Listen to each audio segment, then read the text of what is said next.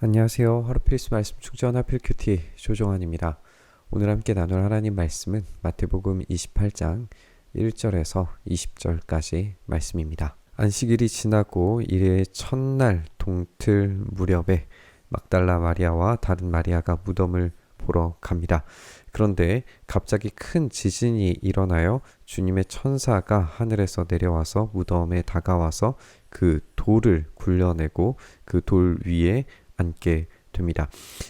이제 큰 지진과 함께 이 돌이 굴려지고 번개와 같고 옷은 눈과 같이 희었다라고 하는 이런 표현들을 우리가 살펴볼 때에 다니엘에 등장하는 어떤 천사의 모습이 생각이 나기도 하고 요한계시록에 등장하는 그런 주님의 모습과도 비교가 되는 그런 모습의 어떤 천사의 등장을 우리가 발견하게 됩니다. 물론 이제 이 한 천사라고 되어져 있고 우리가 뒤에 예수님께서 등장하시는 것을 보기 때문에 분명히 다른 등장 인물이라는 것은 우리가 알 수가 있지만 어쨌든 이런 표현들을 생각을 해봤을 때 마치 하나님께서 지금 이 일들을 직접 일하고 계신다라고 하는 생각이 들 만큼 이 지진과 그리고 번개와 흰 옷 이런 인자의 모습들 이런 것들이 이제 연결이 되면서 하나님께서 직접 이 일들을 진행하고 계신다라고 하는 것을 우리가 보게 됩니다. 이것은 분명히 하나님께서 하고 계시는 놀라운 일하심입니다. 우리가 예수님의 죽으심의 장면에서도 살펴봤던 내용들이 이제 그런 표현들이 반복되는 것도 한번 생각을 해보시면 좋겠고, 이 지키고 있는 사람들이 있었죠. 군인들이 있었습니다. 이 군인들은 천사를 보고 두려워서 떨었고 죽은 사람처럼 됩니다. 이 죽은 사람처럼 되었다라고 하는 것도 우리가 다니엘에서 이제 살펴볼 수 있는 그런 표현이기도 하겠죠. 어쨌든 이 사람들은 지금 직접 하나님께서 일하시는 일들을 경험하는 중입니다. 그러나 이들이 어떠한 반응으로 나아가게 되는지에 대해서는 전혀 차원이 다른 이야기가 되는 걸 우리가 확인하게 돼요. 우리는 하나님을 보여주면 내가 믿겠다라고 하는 사람들을 꽤나 상당히 많이 만나고는 하지만 정말 하나님께서 나타나셔서 일하셨을 때에 그들의 반응이 정말 온전한 믿음으로 나아가게 되는가는 우리가 생각해 봐야 할 일입니다. 천사가 여자들에게 말합니다. 두려워하지 말아라. 나는 너희가 십자가에 달리신 예수를 찾는 줄 안다. 그는 여기에 계시지 않는다. 그가 말씀하신 대로 그는 살아나셨다. 와서 그가 누워 계시던 곳을 보아라. 그리고 빨리 가서 제자들에게 전하기를 그는 죽은 사람들 가운데서 다시 살아나셔서 그들보다 먼저 갈릴리로 가시니 그들은 거기에서 그를 뵙게 될 것이라고 하여라. 이것이 내가 너희에게 전하는 말이다. 이 다시 살아나심의 소식이 이 너희에게 전하는 말, 복음으로 이들에게 전달되고 있는 걸 우리가 보게 됩니다. 이 복음이라고 하는 것은 예수님께서 성경대로 죽으시고 다시 살아나신 이야기들이 포함되어져 있습니다. 오늘 이 하나님께서 하고 계시는 이 놀라운 일들이 하나님께서 직접 그 아들을 우리에게 내어주셔서 죽도록 하셨고 다시 살리셨다는 이야기를 이 장면에서도 분명히 이 복음으로 이 여자들에게 전달되고 있는 걸 우리가 읽게 됩니다. 여자들은 무서움과 큰 기쁨이 엇갈립니다. 당연히 이제 두려운 마음이 들었겠죠. 왜냐하면 지금 하나님께서 임재하시는 표현의 상징들이 계속 반복됐잖아요. 번개도 그렇고 지진과 같은 어떤 그런 모습들이 이제 반복이 되기 때문에 그들은 무서울 수밖에 없지만 예수님께서 다시 살아나셨다라고 하는 이 이야기로 인하여서 큰 기쁨을 가지게 됩니다. 그들은 급히 떠나서 이 소식을 그의 제자들에게 전하려고 달려갑니다. 그런데 갑자기 예수께서 여자들과 마주치셔서 평안하냐라고 말씀하십니다. 여자들은 다가가서 그의 발을 붙잡고 그에게 절을 합니다. 이것은 분명히 이제 경배의 장면임을 우리가 알게 되는데 예수님께서 이 두려워하는 이 무서움과 큰 기쁨이 엇갈려 있는 이들에게 평안하냐라고 질문하면서 이들의 참된 샬롬, 참된 평화가 바로 부활의 주님으로부터만 온다는 사실을 우리가 한번 생각해 봤으면 좋겠습니다. 그때 예수께서 그 여자들에게 말씀하시기를 무서워하지 말아라. 가서 나의 형제들에게 갈릴리로 가라고 전하여라. 그러면 거기서 그들이 나를 만날 것이다. 이 갈릴리가 지금 이제 두 번 반복되면서 그곳으로 가면 만날 수 있다라고 하는 것이 재차 이야기되는 것을 보게 됩니다. 예수님의 사역이 시작되었던 것이고 그들이 예수님을 만났던 곳이고 그곳에서 참된 기적과 가르침들을 많이 경험했던 곳이 바로 이 갈릴리였습니다. 이 갈릴리에서 이제 제자들은 예수님과 다시 조우하게 될 겁니다. 이 예수님과 제자들이 만나는 이야기의 사이에 경비병들의 이제 보고가 등장을 하게 됩니다. 여자들이 가고 있는 그 도중에 경비병 가운데 몇 사람이 성 안으로 들어가서 지금 죽은 것처럼 되었다가 이제 다시 깨어나서 들어가게 되는 거죠. 일어난 일을 모두 대제사장들에게 보고하게 됩니다. 대제사장들은 장로들과 함께 모여서 의논한 끝에 병사들에게 은돈을 많이 집어주고 말하기를 예수의 제자들이 밤중에 와서 우리가 잠든 사이에 시체를 훔쳐갔다라고 말하여라. 이 소문이 총독의 귀에 들어가게 되더라도 우리가 잘 말해서 너희에게 아무 해가 미치지 않게 해주겠다. 여기에서 이 아무 해가 미치지 않게 해주겠다가 굉장히 중요한 어떤 조건이 되는 것을 우리가 보게 됩니다. 왜냐하면 병사들이 이렇게 시체를 잃어버렸다, 소홀하게 관리했다라고 하는 것은 그들이 바로 죽어 마땅한 존재가 되는 어떤 그런 형벌을 받아야 되는 존재가 돼버리기 때문에 이들은 어떻게 문제를 해결해야 될지 몰라요.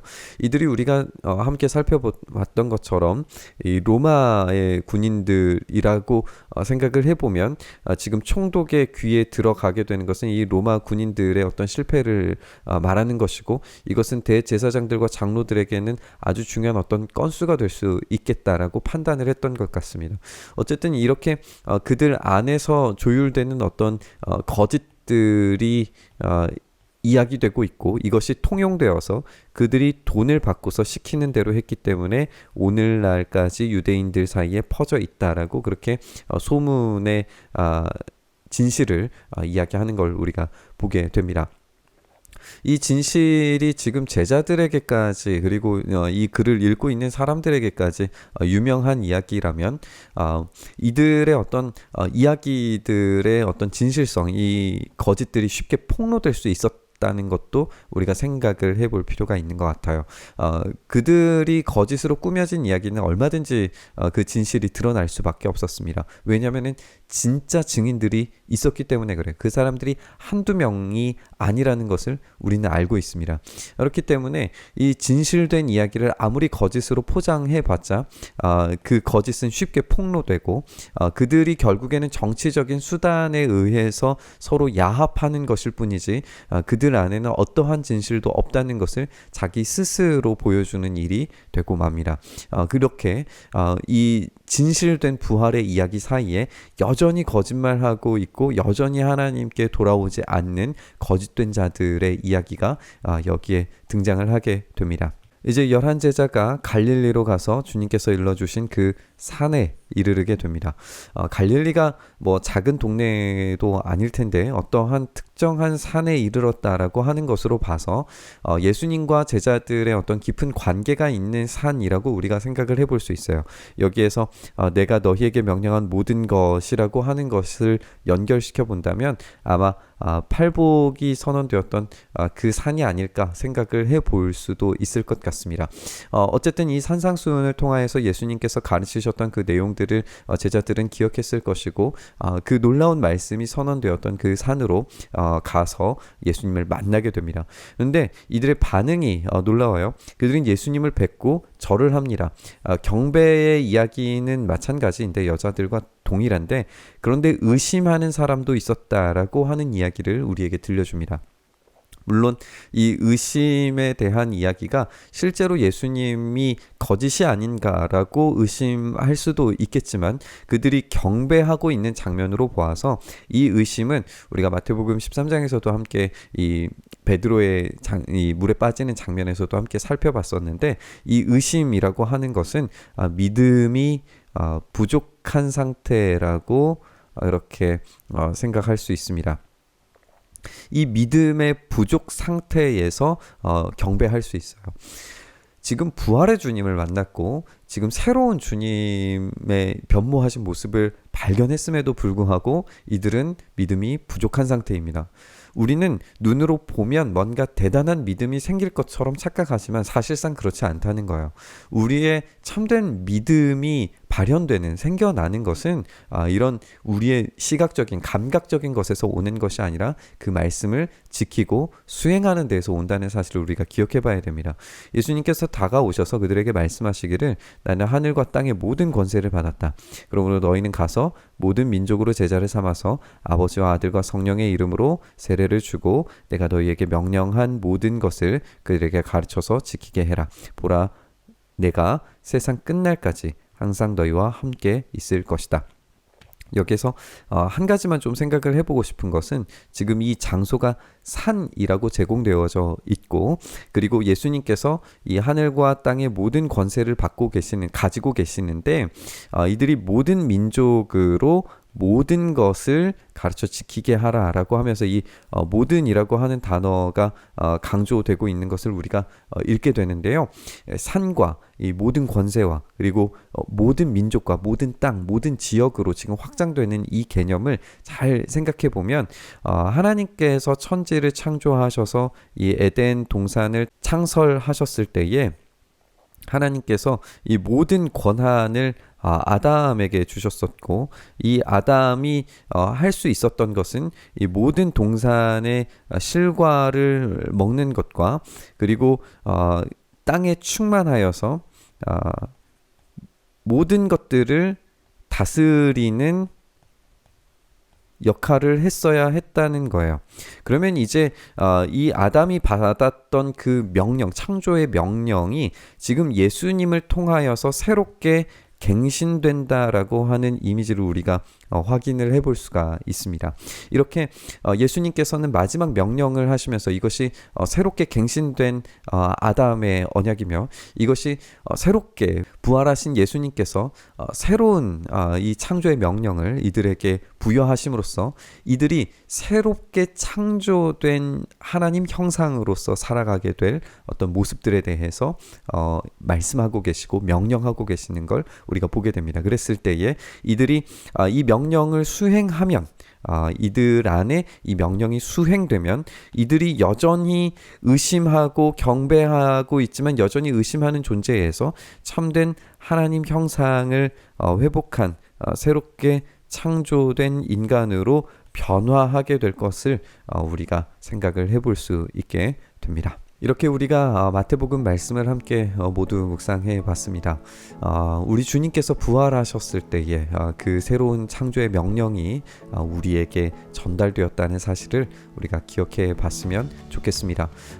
그러면 우리는 이 장면에서 다시금 예수님께서 명령하셨던 것이 무엇인가에 대해서 돌아가게 됩니다. 그러면 우리는 다시 예수님께서 가르치셨던 그 산상수훈, 그 팔복으로부터 시작되는 주님의 이야기를 다시 듣게 되게 되고, 그 다시 들음으로 말미암아서 우리의 명령이 재회복되고 다시금 확인되고, 그 명령을 통해서 우리가 살아가는 것이 어떠한 의미인가, 그 십자가를 지고 살아가는 것이 어떤 의미인가를 다시 생각하게 됩니다. 그래서 오늘의 이 장면은 다시 마태복음 처음으로 돌아가서 우리 주님께서 무엇을 하셨는가, 그리고 어떤 일을 우리에게 가르치셨는가, 우리가 어떤 길을 가기를 원하셨는가를 확인하면서 그 복음을 다시 듣는 일이 될 겁니다. 그 복음을 다시 듣는 일이야말로 우리를 다시 살리는 일이고, 새롭게 창조된 하나님 닮은 인격을 회복한 새 창조의 인간이 되는 일이라는 사실을 우리가 기억해 보면서 오늘 이 말씀 묵상의 자리로 나아갔으면 좋겠습니다. 주님, 그렇게 우리를 다스리시고 통치하셔서 새로운 창조의 원리에 따라 우리가 온전히 살아갈 수 있는 힘과 능력 더하여 주시옵소서. 우리가 여전히 연약하고 우리는 여전히 넘어지고 쓰러지는 존재들이나 주님이 우리에게 명령하신 그 명령을 지켜 행하면 임마누엘, 우리와 늘 언제나 함께 하시는 주님으로 말미암아 다시금 이 새로운 창조의 역사를 우리가 경험하며 살아가게 될 줄 믿사오니, 오늘 우리에게 그 은혜를 더하여 주시고 우리와 함께 하셔서 새롭게 창조된 인간으로, 하나님 형상이 회복된 인간으로 오늘을 살아갈 수 있도록 은혜 더하여 주시옵소서. 그렇게 일하시길 소망하며 우리 주님 예수님 이름으로 기도드리옵나이다. 아멘.